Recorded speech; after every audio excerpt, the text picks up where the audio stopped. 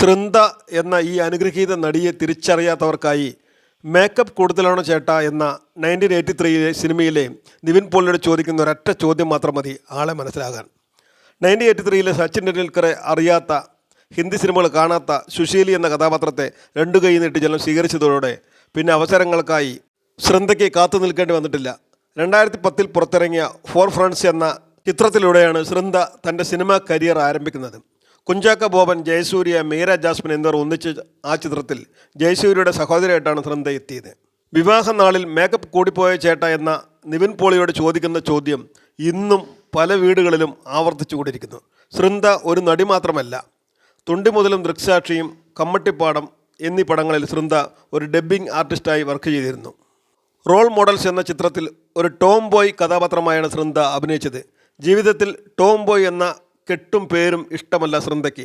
പക്ഷേ ഒറ്റയ്ക്കാകുന്ന ചില നേരങ്ങളിലും ഇടങ്ങളിലും ഇത്തിരി ടോം ബോയ് ആകുന്നതിൽ തെറ്റില്ല എന്നാണ് ശൃന്ദയുടെ അഭിപ്രായം. ബിജു മേനോൻ നായകനായി അഭിനയിച്ച ഷെർലക് ടോംസ് എന്ന ചിത്രത്തിലെ നായികയുടെ പ്രകടനം അവിസ്മരണീയമായിരുന്നു. ഞണ്ടുകളുടെ നാട്ടിൽ ഒരു ഇടവേളയിലും പറവയിലും തൻ്റെ റോളുകൾ ശൃന്ദ മികവറ്റതാക്കി. പലതരം കഥാപാത്രങ്ങൾ അവതരിപ്പിക്കുന്നത് ശൃന്ദയ്ക്ക് ത്രില്ലായ ഒരു അനുഭവം തന്നെയാണ്. ഒരിക്കലും ഒരേ ടൈപ്പ് കഥാപാത്രങ്ങളിൽ ജീവിതം തളച്ചിടാൻ ശൃന്ദ ഉദ്ദേശിച്ചിട്ടില്ല. വെറുതെ സ്ക്രീനിൽ വന്നു പോകുന്നതിന് പകരം വർഷങ്ങൾ കഴിഞ്ഞാലും ചെയ്ത കഥാപാത്രത്തെ പ്രേക്ഷകർ ഓർക്കണം. ഇതൊന്നു മാത്രമാണ് ശൃന്ദയുടെ ആഗ്രഹം. കമ്മട്ടിപ്പാടത്തിലെ നായിക ഷോൺ റോമി സിനിമയിൽ സംസാരിച്ചത് ശൃന്ദയുടെ ശബ്ദത്തിലായിരുന്നു. ചൈന ടൗൺ എന്ന ചിത്രത്തിൽ റാഫി മക്കാട്ടിൻ്റെ അസിസ്റ്റൻ്റായാണ് ശൃന്ദ സിനിമയിൽ പടിചവിട്ടിയത്. പിന്നീട് അഭിനയത്തിലേക്ക് തിരിഞ്ഞു. അന്നിങ് റസൂലും 1983 എന്നീ ചിത്രങ്ങൾ വഴിത്തിരിവായി. ശൃന്ദയുടെ കോമഡി ടൈമിംഗ് അപാരമാണ്.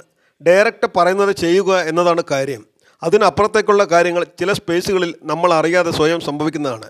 പിന്നെ സിനിമ ചെയ്യുന്നതിന് മുൻപ് തയ്യാറെടുപ്പുകൾ ഒന്നും എടുക്കാറില്ല. ശൃന്ദയ്ക്ക് ഹാസ്യം കുറച്ചുകൂടി വഴങ്ങുന്നതായാണ് സ്വയം ഒരു വിലയിരുത്തൽ.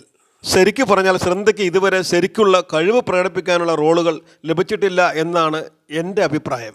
1983 അങ്ങനെ ഒരു കഥാപാത്രം കിട്ടി എന്ന് തന്നെ പറയാം. ആ സിനിമയിൽ വളരെ സീരിയസ് ആയാണ് ചെയ്തത്. പക്ഷേ അത് കോമഡിയായി മാറുകയായിരുന്നു. 22 ഫീമെയിൽ കോട്ടയം, തട്ടത്തിൻ മറയത്ത്, അന്നയും റസൂലും, നോർത്ത് 24 കാതം, ഇതിലെല്ലാം ശൃന്ദ തൻ്റെ സാന്നിധ്യം വ്യക്തമായി അറിയിച്ചു. കുഞ്ഞിരാമായണത്തിലെ ശൃന്ദയുടെ ഡയലോഗുകൾ പ്രേക്ഷകരുടെ മനസ്സിൽ ഇന്നും മായാതെ നിൽക്കുന്നവയാണ്. ആട്, കുട്ടമ്പിള്ളയുടെ ശിവരാത്രി, സിൻജാർ എന്നീ സിനിമകളിലും ശ്രദ്ധേയമായ അഭിനയം ശൃന്ദ കാഴ്ചവെച്ചു.